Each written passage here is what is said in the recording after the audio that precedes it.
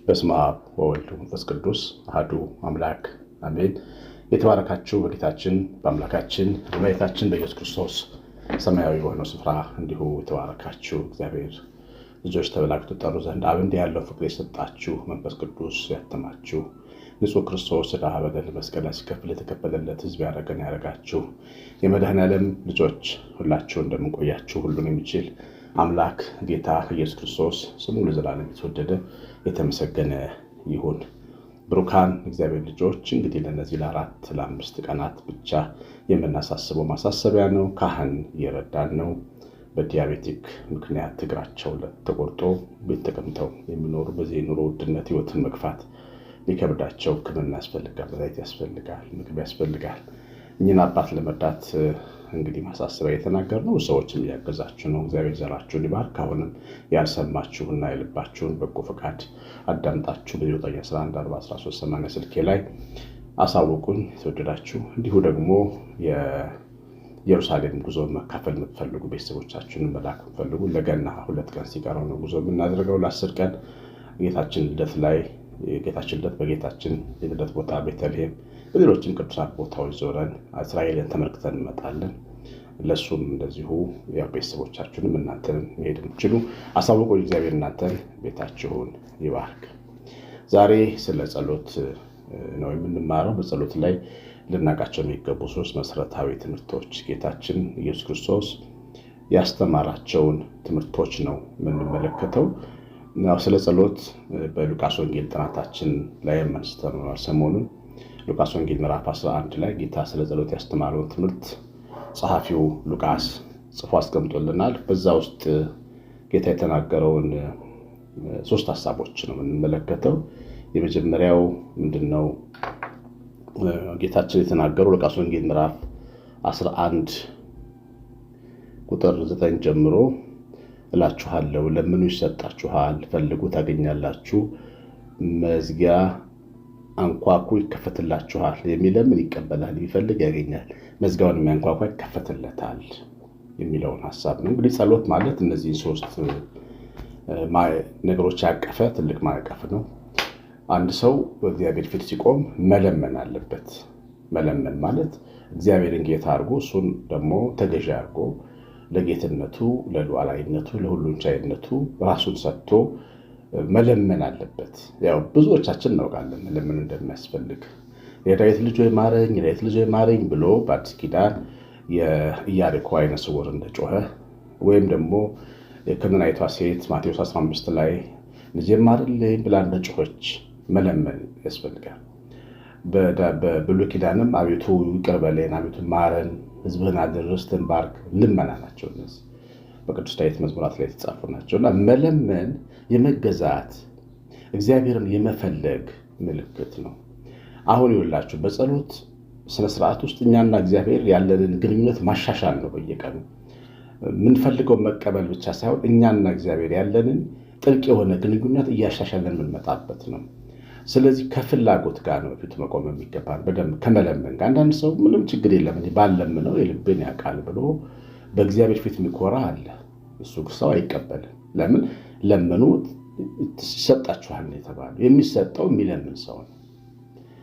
እና ለምኑ የሚለው ሐሳብ ወደ እሱ የመግባት ነፃነት፣ እሱ ፊት የመቆም ነፃነት፣ በልዕልናው ፊት የምንፈልገውን ነገር የመጠየቅ መብት እንዳለን እንደ ልጆች እንዳለን እንድናቅ የሚያደርገን ነው። ስለዚህ ስንጸልዩ የምትለምኑትን ያለምንም ፍርሃት መለመን ያስፈልጋል። ለመለመንም ይሉኝታ አያስፈልገውም። እግዚአብሔር ሰው አይደለም። እግዚአብሔርን ትልቅ አምላክ፣ ባለጸጋ አምላክ፣ መልካምና በጎ አምላክ፣ ደግ አምላክ አድርገው ፊት መቆም ያስፈልጋል። የምንለምነው ነገር አንዳንዴ ከሰው ትከሻ በላይ ሊሆን ይችላል። አይ ይሄማ ሊሰጠኝ አይችልም ብለህ መተው የለብንም። ትልቅም ነገር ቢሆን የምንፈልገው ልከኛም ነገር ቢሆን ሁለቱንም የመለመን መብት አለን። ለምኑ ይሰጣችኋል የሚለው ከትንሽ ከትልቅ ድረስ የምንፈልገውን ነገር በፊቱ መጠየቅ የምንችልበት መብት እንደተሰጠን ነው የሚያሳየው። ስለዚህ ጸሎት ማለት የምንለምነው የምንፈልገው በመለመን መቀበል ነው። ለምነ ነው ስንቀበል የምንቀበለው ስጦታውን ብቻም ሳይሆን ፍቅሩንም ጭምር ነው። የእሱ መገኘት፣ የእሱ አብሮነት በውስጣችን የሚፈጥረው እሳት አለ። አንዲት ባለቤቴ ቀደም ስትነግረኝ ነበረ። እግዚአብሔር ለምኜው ስቀበል በጣም የሚያስደስተኝ ከተቀበልኩት ነገር በላይ አብሮነቱ ነው። አብሮኝ መሆኑ ሲሰማኝ በጣም ደስ ይለኛል ስትለኝ ነበር። ይሄ ስሜት ደግሞ የኔም ስሜት ነው። በአንዳንድ ጉዳይ ላይ በእግዚአብሔር ፊት ቆሜ ጸልዬ ሲቀበል ወዲያው ሲሰማኝ አብሮኝ እንደሆነ ይሰማኝና በጣም እደሰታለሁ። ያው ልባችን እግዚአብሔር አብሮን እንደሆነ በማይነግሩን ሀሳቦች የተሞላ ስለሆነ እግዚአብሔር ከኛ ጋር መሆኑን ስናቅ ደስተኞች እንሆናለን።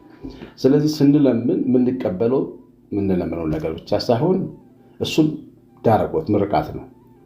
ዋናውን ጽድቁን፣ ክርስቶስን፣ ፊቱን፣ እጁን፣ ደግነቱን አብረን እያየን እየተደነቀን እየወደድነው እንመጣለን። ስለዚህ መለመን የጸሎት አንደኛው ክፍል ነው። ሰዎች የሚፈልጉትን ነገር መለመን አለባቸው። የልቤን ውስጥ ያውቃል ብሎ ዝም ማለት አይገባም። መለመን ያስፈልጋል። በእግዚአብሔር ፊት ኩራት አይሰራምና። ሁለተኛው እሹ ታገኛላችሁ ነው የሚለው። እሹ የሚለው ሀሳብ መፈለግን ነው የሚያሳየው። ያው እግዚአብሔር ከሰው ጋር ከልብ ጋር ነው ግንኙነቱ ማለት ሰው ፊትን እንደሚያይ እግዚአብሔር ፊትን ሰው ልብን ያያል ይላል። ስለዚህ ልብን ስለሚያይ መሻታችንን ይፈልገዋል። እንፈልገዋለን ወይ? ለምሳሌ እንደው ትዳር በለበል ነው ብላ አንድ ሴት ትዳር ስጠኝ ብላ ብትለምን ትዳር አይሰጣትም እግዚአብሔር። ለምን? አልፈለገችውም። እንዳልፈለገችው የሚያሳይ ንግግር የተናገረች ነው። ወይም ወንዱ ማግባት መታሰር ነው እያለ ሚስት ሊሰጠው አይችልም። እስር ቤት እንደገባ እያመን እንዴት ነው ቅዱሱን ሕይወት ሊሰጠው የሚችለው? መፈለግ አለበት አንድ ሰው ለመቀበል። እሹ ታገኛላችሁ ይላል። ኢቨን እግዚአብሔርን መምሰል፣ ቅድስና፣ ለስጋው ደግሞ መብቃት፣ መመኘትና መፈለግ ይለያያል። መመኘት በቃ ቁጭ ብሎ ትዝ ሲለን የምንመኘው ውሽ የምናደርገው ነገር፣ መፈለግን ዕለት ዕለት መጠማት ማለት ነው። ስለዚህ ስጋው ደግሞ ስለመቀበል፣ በእግዚአብሔር ፊት ስለመቀደስ፣ ጌታችንን መስሎ ስለመኖር ልባችን ሲፈልግ ነው የምናገኘው። ካልፈለግ ነው ስጋዊ ሆነን ነው የምንኖረው። ስጋዊ ክርስቲያን በቃ መፈለግ በጣም ወሳኝነት አለው። ሰላም እንዲመጣ ቤታችን ኑሯችን ውስጥ ሰላም ቢመጣ ደስ ይለናል አይደል? ግን ሰላም እንዲመጣ መፈለግ አለብን። ሰላም እንዲመጣ ስንፈልግ ለሰላም ተባባሪዎች እንሆናለን። ልባችን ለዛም ይሰራል። ሰላም እንዲመጣ ሳንፈልግ ይሄ ቤት ሰላም አጣ ብንል ሰላም ሊመጣ ይችላል። መፈለግ ያስፈልጋል። አያችሁ፣ ስንፈልገው በዛ ጉዳይ ላይ በጸለይ ጊዜ ወደ እግዚአብሔር ይመልስልናል። ሰላም ቤታችን ውስጥ ከጠፋ የሰላሙ መጥፋት ምክንያት እኛ እንኳን ከሆንን እኛን መውቀስ ይጀምራል። አያችሁ፣ እግዚአብሔር አንተ ነህ አንቺ ነሽ እያለ ወደ ሕሊናችን እየመለሰን ልብ እንድንገዛ ያደርገናል። ስነ ስርዓት ያላችሁ ሰዎች እንድንሆን ያደርገናል። አያችሁ፣ ፍቅር መፈለግ ያስፈልጋል። ማፍቀርን መፈለግ፣ አፍቃሪ መሆን ፈልጋለሁ ማለት ያስፈልጋል። ፍቅር ጠፋ ብለን ግን ምንፈልገው መጥላትን ከሆነ ፍቅር በሕይወታችን ሊሰራ አይችልም። መፈለግ የሚባለው ነገር በጣም ትልቅ ጥልቅ ትርጉም ያለው ነገር ነው። እግዚአብሔር ልጆች እና ኢቭን ምንጸልያቸውን ጉዳዮች እንፈልጋቸዋለን ወይ ስላለ ነው አሜን የምንለው? አሁን ቤተክርስቲያን አካባቢ በጉባኤ መካከል ጸሎት ይጸልያል፣ አባቶች ይጸልያሉ፣ እኛ አሜን እንላለን። ግን ፈልገን ነው አሜን የምንለው? በእንተ ቅዱሳት የሚል ጸሎት አለ በቅዳሴያችን ላይ እና ሁልጊዜ ራሴን የምጠይቅበትና የምገረምበት ጸሎት ነው። እና ጸሎት ብዙ ነገሮች ይዘዋልና ከሁሉ በላይ ግን በጣም የሚያስገርመኝ የሰማዕታትን ስርዓት ሰጠን ዘንድ ስለ ሰማዕታት እንማልዳለን ይላል። ሰማዕት አድርገኝ ማለት ነው። ለስምህ ስል ጨክኜ መሞት እንኳን ቢገባኝ ልሙት ብሎ መጸለይ ነው። አሜን ኪራይ ላይ ሰው ተሳለን ብለን እንለምናል፣ እንመልሳል። እስማማለሁ አቤቱ ይቅር በለኝ ብለን ማለት ነው። ግን ነው ወይ ሰማዕት መሆን እንፈልጋለን ወይ? መፈለግ የሌለው ጸሎት ልማድ ብቻ ይሆናል። በትክክል አምነንበት ማለት ያለብን በጋራም በማህበርም በቅዳሴም በምንጸልየው ጸሎት የጸሎቱን ሀሳብ ስንሰማው አሜን የምንለው አምነንበት ነው መሆን ያለበት። ከሰዎችም ጋር ስንጸልይ፣ ቤት ውስጥም ስንጸልይ እንደዚሁ አሜን። ኢቭን እኛም ስንጸልይ ሰው ስላለ ብቻ ሰው ያለውን መናገር እግዚአብሔርን መስበክ ምንፈልግ ሰዎች አለን። የጸለይን ነው ብለን አስበን ማለት ጸሎት እግዚአብሔርን ማስተማር መስበክ አይደለም። ጸሎት አንድ ነገር የፈለግነው ነገር በያው እግዚአብሔር ፊት በነፃነት መለመን መጠየቅ ነው። ስለዚህ የምንለምነውን ከልባችን መፈለግ አለብን ማለት ነው። ሁለተኛ እሹ ታገኛላችሁ የሚለው ይሄ ነው። ከልባችን ፈልገን እንድንጠይቅ እንድንጸልይ ከልባችን ለምን የተቀበልነው ነገር እግዚአብሔርን ከልባችን ለመውደድ የጌታን ሕግ በፍጹም ልብ ውደድ የሚለው ነገር ለመፈጸም ያግዘናል ማለት ነው። ሶስተኛውና መጨረሻው አንኳኩ ይከፈትላችኋል የሚለው ቃል ነው። አሁን ቅድም ያነበብነው የሚያንኳኳ ይከፈትለታል። እሱ ደግሞ ምንድነው? ዝግም ቢሆን ከዚህ ቀደም ተምረናል አስታውሳለሁ። የተዘጋም ደጅ ቢሆን እግዚአብሔር ግን ይከፍተዋል ብሎ ማመን ያስፈልጋል። ሳራ ለምሳሌ የተዘጋ ደጅ ነበራት። ይስሐቅ ይወለዳል ተብሎ 25 ዓመት ቆየ። ብትለምን የለም ማጸኗ ልጅ አልያዘ። ስህተት ሰርታ ውሳኔ ወስና አጋር አምጥታ ብዙ ችግር ውስጥ ገብታ ነበር።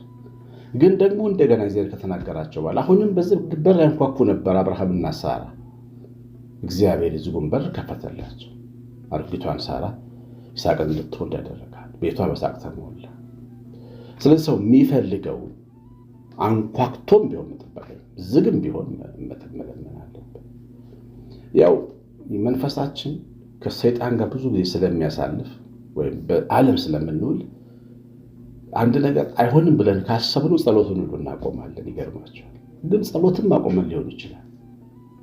ይገርማቸዋል። ዘካርያስ የተባለው ካህን ስለ ልጅ ጸልዮ ጸሎቱን አቆሞ ከጨረሰ በኋላ ከሸመገለ በኋላ መልአኩ ቅዱስ ገብርኤል እንደመጣ ሉቃስ ወንጌል ምዕራፍ 1 ይነግረናል። ተከራከረው። ሸምግዬ እንዴት ትመጣለህ? እንዴት ሸምግለን ትወልዳለህ ትለናለህ? ምክንያቱም ጸሎቱን አቁሟል። እግዚአብሔር ግን ጸሎቱን ቆይቶ ሰምቶታል።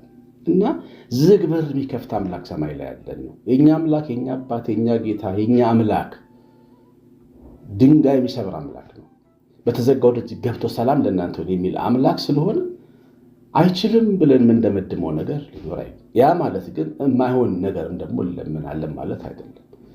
ወንድ ስለሆን ወደ ሴት መቀየር ፈልጋለሁ፣ እናት መሆን ፈልጋለሁ ብሎ መጸለይ አይቻልም። ሕግን የሚያፈርስ ጸሎት አንጸልይም። ግን በሰው ልጅ ስርዓት፣ የህይወት ስርዓት ውስጥ ተገቢ ነው ብለን የምናስበው የተዘጋም ቢሆን ግን መለመን እንችላለን። አብዛኞቹ ጉዳዮቻችን በእኛና በእግዚአብሔር መካከል ጠላት ስለሚገባ ተስፋ የሚያስቆርጡ ሊመስሉን ይችላሉ እና ብንለምናቸው የሚሳኩ የማይመስሉ ነገሮች አሉ። ግን ማንኳኳት ያስፈልጋል። አንዳንድ ጸሎትን ተግባራዊ ማድረግ ተለማመዱ። ዝም ብሎ መጽሐፍ ይዞ ወይ በቃል ይዞ ከመናገር በላይ ስዕሉ ፊት ሄዳችሁ ስዕሉን አንኳኩት፣ ተግባራዊ አድርጉት። በቃ ይሁን። ጸሎት ቤታችሁን እያንኳኳችሁ ግቡ።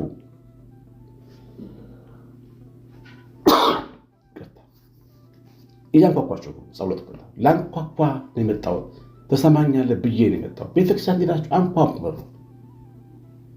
አንዳንዴ ድካማችንን የሚያግዝ ተግባራዊ ድርጊቶች ማድረግ ያስፈልጋል። ምክንያቱም እምነታችንን በጣም ይደግፈዋል። እንዲህ አይነት ነገር ነው። ብዙ ጊዜ የኛ እናቶች እንደዚህ ነው የሚያደርጉት። ከሚናገሩት በላይ ተግባራቸው ነው እግዚአብሔር ፊት የሚደርሰው እና ጨርቅ አንጥፈው፣ ለምሳሌ ጨርቅ አንጥፈው የሚጸልዩ አሉ። ቤቴ ገባ ማለት ይሆናል። ቤቴ በዚህ ጨርቅ ላይ ተራምዳ እኔ ቤት ግባ፣ ቤቴ ችግር አለ፣ አስቸጋሪ ልጅ አለው፣ ትዳሬ ተበጥብጧል እና በዚህ ተራመድ፣ እኔ እንደዛ ተውሳና ሰዎች ጨርቅ አንጥፌ ቤት ያስገባሃለሁ ብለው የሚለምነዋል። እና ለኢየሱስ ክርስቶስ ጨርቅን አንጥፈው የጠበቁት ነው ቤታቸው እንዲገባ፣ ችግራቸውን እንዲያስተካክል። እንዲህ አይነት የጸሎት ስርዓት እምነትን በጣም ያሳድጋል። ዝም ብሎ ቆሞ ከመጸለይ በላይ ተግባራዊ ነገሮችን ማድረግ ደግሞ ያስፈልጋል። እናንተ እምነታችሁ ልባችሁ የሚላችሁን ተግባራዊ ጸሎቶች ናቸው እነዚህ እና እንደዚህ ማድረግ ያስፈልጋል። ምንም ከባድ ነገር ቢሆን ጌታ ግን ሊከፍተው እንደሚችል የሚከፍት የሚዘጋ የሌለ ብቻውን የሚከፍት የሚዘጋ እግዚአብሔር ልጅ ኢየሱስ ክርስቶስ ስላለ በሰማያት ጸሎታችንን ልመናችንን ዝግም ቢሆን ሊሰጠን እንደሚችል ነው ይነገራል። እንግዲህ ጸሎት ዋና ሀሳቦች ናቸው እነዚህ። በደንብ አስቧቸው፣ ደጋግማችሁ በሰሙት ደስ ይለኛል። የሰማነውን በልባችን ጻፍ። መንፈስ ቅዱስ ይባርካችሁ። እግዚአብሔር ቸርነት፣ የእናታችን እመቤታችን ረድኤት በረከት የመላእክት ጥበቃ አብሮን ይሁን። ቀሲስ አሸናፊ ገብረማርያም ነኝ። ማሳሰቢያ እንዳትረሱ። ደግሞ ኮሜንት ስለምታደርጉ ስለምትመርቁኝ፣ ላይክ አድርጋችሁም ደግሞ ስለምታዳመጡት እግዚአብሔር ይባርካችሁ። ሰላም